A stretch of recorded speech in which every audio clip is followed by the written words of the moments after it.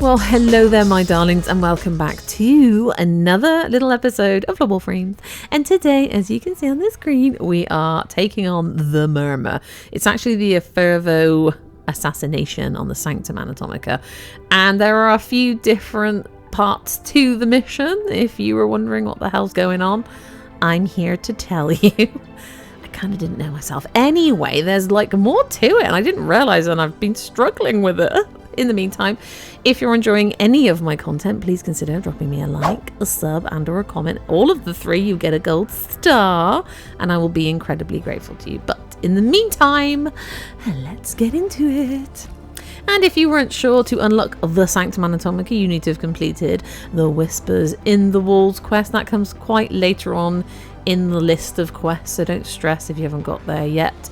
It's on Deimos and it's near the Necrolis. They're kind of linked together. I don't want to spoil it for anybody who hasn't got there yet, but yeah, that's where you unlock it. And before we go into the mission, I'm going to show you my Vitreum build. Now, don't be alarmed by this, but she's got 429% ability strength, and that's purely because I used a free invigoration that I earned by invigorating other Warframes in my Helminth. And there you go, I have a 7-day invigoration for plus 200% ability strength and something else. Anyway, it's gone a bit crazy. Yeah. Wow. Anyways-ical, but I still would take her even if she had like her normal ability strength. On this normal one, she would be fine. I did use for the higher level various different Warframes. For the super high level, I used a ton of different Warframes and I couldn't solo it. I kept dying. We'll get into that later. But there you go, that's my Vitreum build just for what you're about to see. And I'm briefly going to show you my Ultra Prime build. Please pause it if you'd like to have a look at it. It's just a radiation build. This is my Leighton build. The order of the Incarnon is 1121. That's the choices I made as I went through. This is my Glaive Prime. It's still in progress. I've still got some work to do on it. And I took my Huras Kubro because I've got a mecha build going on with Citrine and my Kubro. Feel free to go and check out the Citrine episode if you'd like to know more details about that. It's not crucial for this mission, but as you can see, we need to mod for radiation, which is what I tried to do because it doesn't like electric and radiation damage, which is why Jaya is really good at these missions. But viral will not impact it at all. And when you're doing the big boss fight, you know, that's kind of important. And as with most of these types of missions, when they're attached to a kind of hub, you can enter them from here, the navigation chart. You can choose Steel Path from here and enter, or you can head to the Sanctum Anatomica, navigate your way to the navigation panel and choose them there. Or you can go to Fibonacci and see if it's available as a bounty and do a normal bounty. Or you can choose the Steel Path bounty, and then if you do the Steel Path bounty, you can go even further into that mission and get yourself some secretive stuff. But that's a super hard boss, and as I mentioned, I couldn't solo it at this point. I'm really mad about it, but it's fine. Anyway, let's get into the mission and see what we actually need to do when we're in there. The great indifference spreads desolation via the mechanism of its fearsome, many-armed envoy. The Vitreum scanners shall aid in locating it. And Fibonacci does pop in now and again to give you advice, but it's only useful if you know what the hell he's twittering on about, so that's where I come in. We're in a phased fight, essentially, because it's an assassination, and the first phase is to acquire an Atropos probe.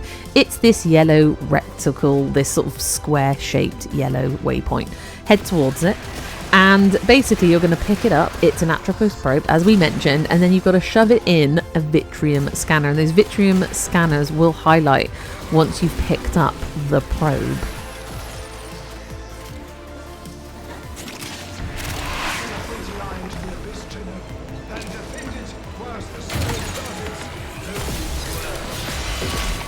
So now we've shoved the Atropos probe into the Vitreum, and now it's seeking. So now it's seeking, the eyeballs are going to pop up, and as you can see, they're these white reticles with eyes in them. Go and parkour around. Sometimes I use my operator just to slingshot to the area because it's easier.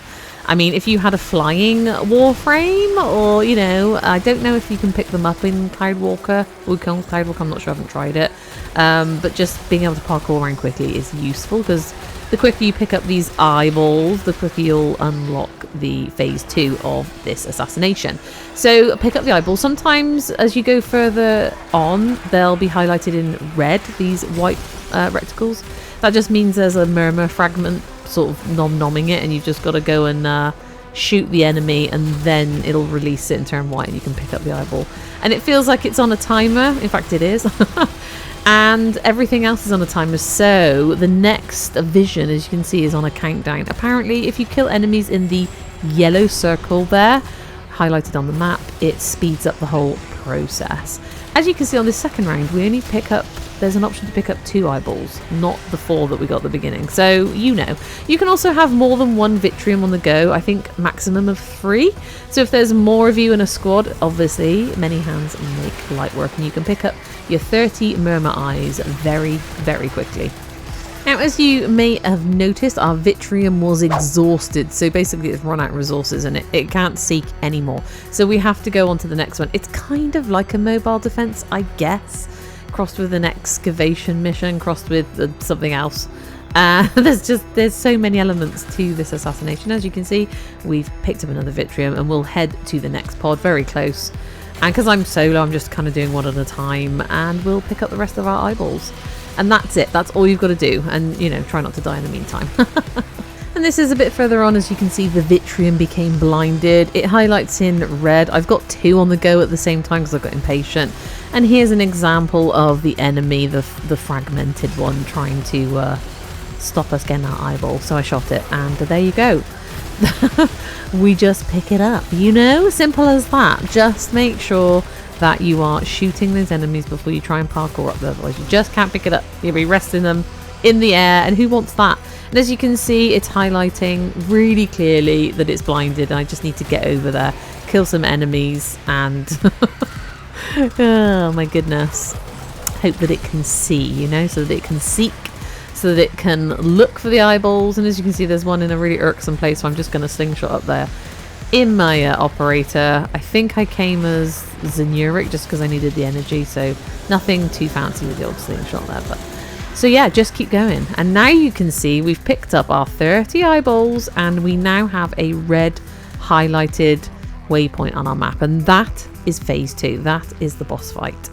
So there are 3 baseline bosses, if you didn't know: the fragmented suzerain, the fragmented anchorite, and the fragmented zelator. And it depends on the tile set essentially as to which one pops up. And they have, this is the cave one, so I'm guessing this is the zelator. And they have kind of similar fight moves, but also they have their own unique ones as well. But they all do the same thing. And once you get here, you have to trigger it. So if you're in a squad, you all have to be here to be able to trigger it. They call it the shrine, interacting with the shrine. I'm solo, so I just triggered it because I'm on my own. And then the first thing is you must fight an encroaching swarm of Murmur fragments in the form of the fragmented tide. Once the tide is broken, this is the red bar at the top here, it's diminishing quite nicely. Once that's broken, the remaining fragments fuse together into a fragmented one. Usually one of the 3 forms: the anchorite, the suzerain, or the zelator. And this again depends on your tile set. And as you can see, we're working our way through. There's 2 health bars. Once you've taken the first one down and you're on that second one, it basically begins using special attacks, and Murmur reinforcements appear. Not too bad on this normal mission. This isn't the bounty, this isn't Steel Path. It's kind of doable, and as you can see, the health is going down quite nicely. My Latum is working really well. When you get to the higher level, you can run out of things like ammo, and it's very, very hard to stay alive in its special attacks. The other thing to note is when it comes together in that sort of fragmented boss, and it's got those glowy orbs in the middle, I think if you hit those, they do count as headshots if you've got an incarnate weapon that you need to headshot. And anyway, there you go. We took it down. That wasn't actually too tricky.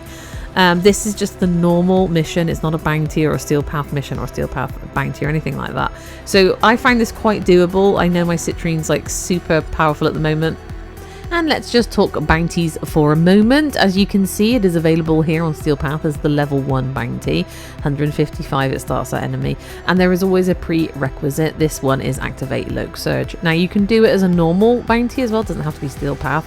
If it is available, it may not be available as a bounty. It's on a timer, so just come back when it is. The reason you might want to do it as a bounty is because you're insane and you want one of the drops, you know, one of the rewards from the bounty table. There's a few good things to get hold of. Or doing the Steel Path bounty gives you an opportunity to do like it's kind of like a secretive additional boss fight to this one, which if you are totally insane you'll want to do. I wanted to do it. I wanted to do it solo, but I haven't actually been able to achieve it at this point. Let me tell you more about that. So I'm not going to show you footage of it because obviously I kept failing it. So, and it's identical in every way to what you're watching right now. It's Steel Path. This is what we're watching right now, Bounty. But you continue after your first 30 eyes. You continue. You pick up another Atropos probe, you put it in the Vitreum, and you carry on picking up eyes until you get to 60 eyes, and then it triggers a harder version of this boss that we're watching right now. And that additional one, it's actually a boss fight, a final variant called the Fragmented one. None of those other three.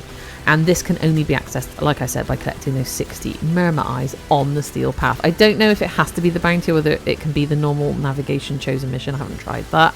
Upon starting the fight, there are a few special conditions that are activated. The fight level is adjusted depending on how many players are in the squad. It starts on solo at 225 and goes up in 25 increments up to 300. Like Archon hunts, self-revives are disabled, so if you die, you're stuffed, you fail, bleed out timer is reduced. Last gasps drain occurs 2 seconds earlier with each use, and the mission fails upon the death of all players, if you're in a squad that is. Xmas variants of the Anatomizer, the Hollowvein and the Severed Warden will continually spawn in, let me tell you. They're difficult. And upon its defeat it drops 1 Steel Essence, which seems incredibly tight, and a unique reward being the Manus or Manus Sumdali, which is basically bragging rights. It's a pair of creepy hands that you can put on your landing craft and show that you finally managed to get through the final boss. And I haven't been able to do it solo. Like I said, I have tried Hildrin Prime. She was really good up to a point. Octavia Prime, also very good with the invisibility there. And who else did I try? Harrow Prime. I tried Neza Prime, Rhino, Dante. But alas, I could not survive. I will though, and at some point, if I have to, I will go with my Discordians in a squad and we'll just get through it together, you know, because many hands make light work. And let's talk about just damage attenuation for a moment. That's important here. Damage attenuation, if you don't know, or scaling damage reduction, or if you want to be really precise, adaptive resistance, is a DPS calculator that applies a reduction to your damage based on the DPS value. So this boss fight, especially when you get to the supercharged Steel Path, 60 Murmur Eye, awesome source boss that I can't defeat, you know, it doesn't really matter. Like, bring your Incarnate weapons. I haven't got the Torrid, so I haven't been able to try that, but I brought my Latum and my Fenmore, and they did okay. The Latum fared much better. As you can see, I was relying on that mainly to get through it. And once it's Incarnate, obviously I put radiation damage in there. Don't know about electric. I might try it again with the electric. But in the meantime, that's how you crack on with it, even just in normal mode, if you can make a start on that. And then, I don't know where you're at with your mods and everything. It does take a moment to collect all the good stuff in the game. So be patient. And in the meantime, you are more than welcome to come and join the Discord. The link is in my channel.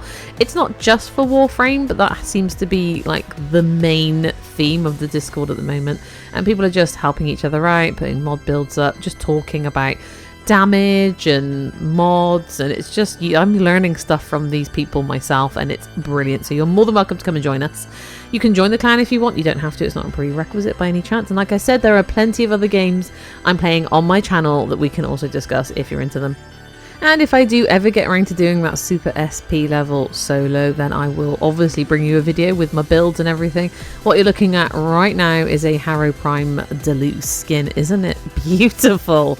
I squealed when I saw it and had to have it, obviously. I do a lot of in-game trading before you get mad at me about the platinum. So there you go. To do the Assassination, the EFFERVO Assassination mod for electric, radiation, pure damage if you can. High fire rate also seemed popular, and a very tanky Warframe. And if you can get a good squad together, go for it, where you can support each other. In the meantime, my darlings, thank you so much for being here. I really do hope this helped you, and I really do hope to see you again in the next one, and no matter what that may be. But in the meantime, you take care now, and goodbye.